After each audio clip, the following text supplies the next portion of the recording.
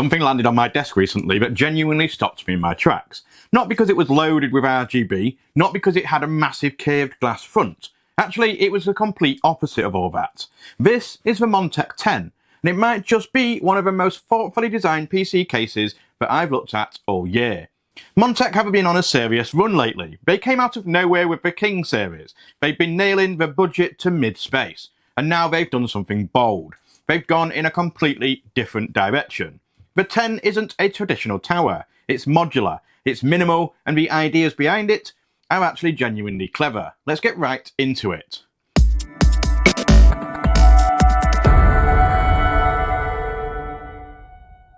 So just a quick note before we dive in, links for the TEN are in the description below, and if you find the video useful, the subscribe button is right there. Right, let's get on with the video. The TEN was announced at CES 2025. It got some very strong responses from media who went hands-on with it, and after a longer wait than most of us would have liked, it's finally here. And a quick spoiler, it's legitimately fantastic. It's not without its flaws, which we'll cover, but at this price point, it's absolutely one to watch out for. Out of the box, this doesn't look like what you'd expect from a gaming PC case, and that's entirely the point.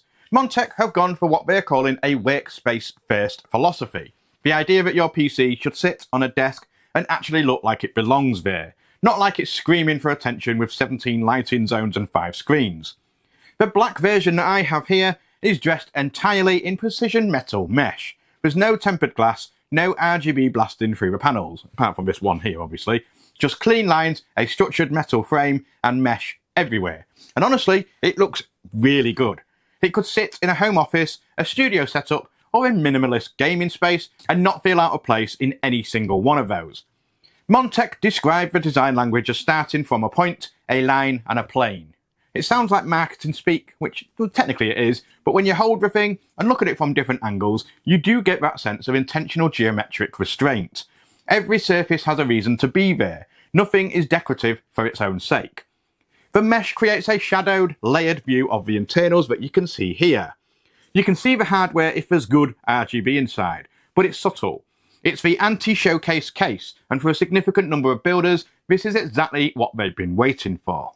Now here's where things get really interesting. The TEN isn't just a fixed chassis with a nice look, it's a modular system. 3 distinct build configurations in one case. Montech call them M1, M2 and I3. M1 and M2 are both Micro-ATX builds. M1 is the standard layout, M2 is a flipped mirror of that same configuration. I3 is Mini-ITX for those going small form factor. The brackets move and the motherboard tray position adapts and panels swap around. And Montech say you can reconfigure the whole thing in around 5 to 10 minutes. And from what I can tell, that's a realistic claim, although it does require some thought going into it. Before we go any further, let's quickly run through the key specs so you know what you're working with. The chassis comes in at 22.7 litres with dimensions of 456mm long by 196.5 wide by 327.65 tall. So this is a genuinely compact unit for what it supports. CPU cooler clearance sits at 155mm, which covers the vast majority of tower coolers without issue. GPU support stretches to 425mm in the standard M1 and M2 layouts, dropping slightly to 410mm in the i3 mode. Either way, full-size modern cards including the latest RTX 50 series are absolutely fine. PSU compatibility covers ATX, SFXL and SFX. Storage support gives you 2 3.5-inch HDD bays and 4 2.5-inch SSD bays. More than enough for most builds. Fan support is seriously generous across the 3 main surfaces. The top side and bottom positions each accept up to 3 120mm fans or 2 140mm fans. At the rear, you get a single 92mm fan, and it's actually included in the box. It's a slimline 9mm design, specifically chosen to free up as much internal clearance space as possible. Radiator support is equally flexible. The top side and bottom each support 120, 240, 280 and 360mm radiators. The front I/O covers a USB Type-C, 2 USB 3.0 ports, a combined audio jack and your power button. A solid, well-rounded spec sheet for a case of this price. Now we're going to talk cooling, because no matter which mode you're building in, the airflow strategy is the same. It's built around what Montech call the chimney effect. Cool air comes from the bottom intakes, heat rises naturally, and the case is engineered to exploit those physics. Bottom to top airflow means you're working with thermodynamics rather than against them. The mesh panels are doing critical work here too. There's no glass restricting airflow on the sides. It's an excellent open area ratio, and air can move through this case very freely. Glass is always a thermal compromise. Montech have made the deliberate choice to prioritise cooling over that traditional glass showcase aesthetic, and it backs this up completely in this build. Fan support is solid, with intake at the bottom and exhaust at the top. As we covered in the specs, you get 3 60mm AIO supports available depending on your configuration, so liquid cooling is very much on the table. Just be wary of which build mode you're in when choosing your cooler. More on that shortly. When it came to actually building in the 10, the experience was largely smooth, but the modular nature means it genuinely pays to have a clear plan before you start. Pick your mode and stick to it, because once you understand the configuration, the build process is very logical. Panel removal is tool-free, which all modern cases should be. Panels slide and detach cleanly, and they're easy to use. They are on the thinner, lighter side though, so handle them with a bit of care. The plastic bracing does a decent job of keeping their shape though. For a Micro-ATX build, M1 or M2, the board drops in with no additional standoffs needed. There's good headroom at the top for cables and fans or radiators. The key thing to be aware of here though is that the board sits very close to the base, so all of your bottom cabling routes along the floor of the case. There's no cable management basement. Bottom fans are essentially a no-go once your GPU is in. On the PSU front, a standard ATX unit does fit, and they include a bracket in the accessories box, but it will restrict your GPU length. Longer cards like the 5070 simply don't play nicely with a full ATX PSU in this configuration. If you're building Micro-ATX with a larger GPU, an SFX PSU is the route to go. The SFX cage is flexible and positions at different heights, giving you the space you need. There's also an extension lead from the PSU position to the rear of the case, so you're not fishing around to make connections. It's a nice little touch. GPU installation was smooth. The adjustable bracket system lets you position everything precisely for your card length, and full-size modern GPUs are fully supported.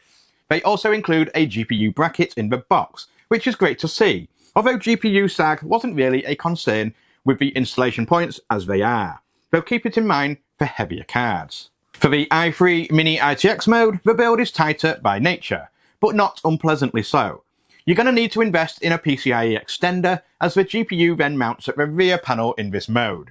The upside is that almost any card length fits easily this way, and the motherboard tray sitting lower opens up a huge amount of space at the top, enough for a 360 AIO, which is much more restrictive in the traditional layout. You will absolutely need an SFX PSU in this mode. Cable routing is the part that needs the most thought in any configuration. At the top, there's decent room to tuck and tie things away, and Montech include a healthy amount of branded Velcro ties, which is good to see.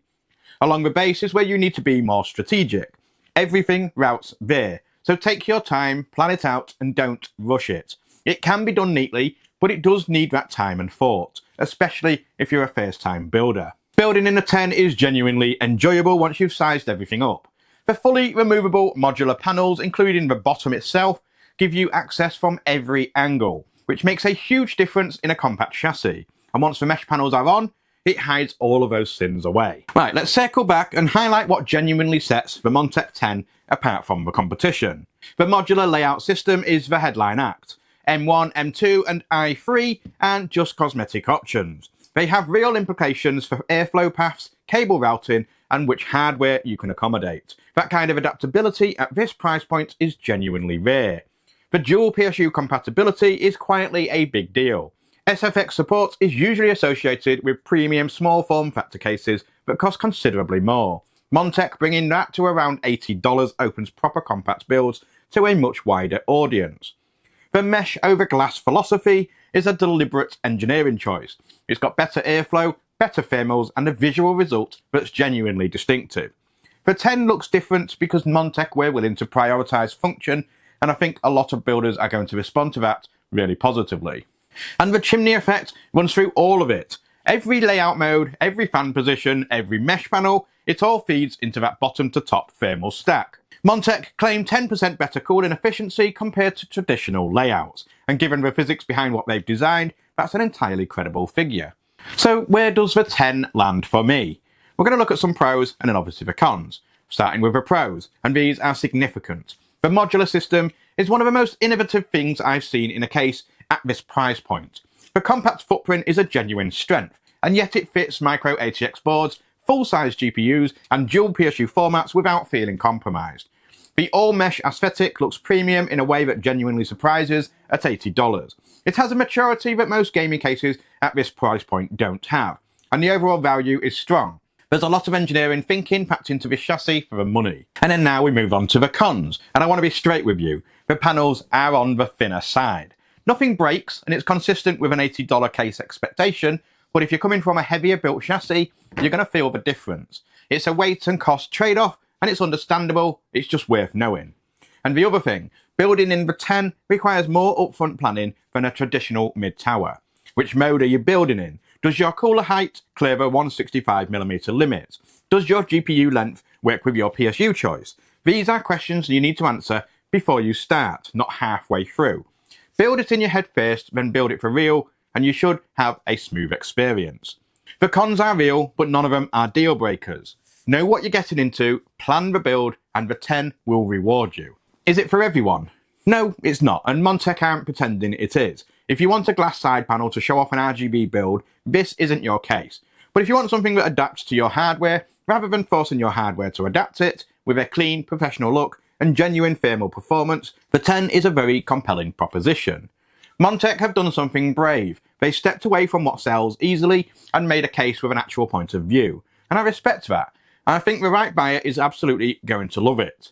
Links for the Montech 10 are in the description. UK and US pricing are both there. If you've got any questions, drop them in the comments. And if you enjoyed the video, hit the like button because it helps more than most people realise. I'm Gadget Joe, thanks for watching, and I'll see you in the next one. Goodbye.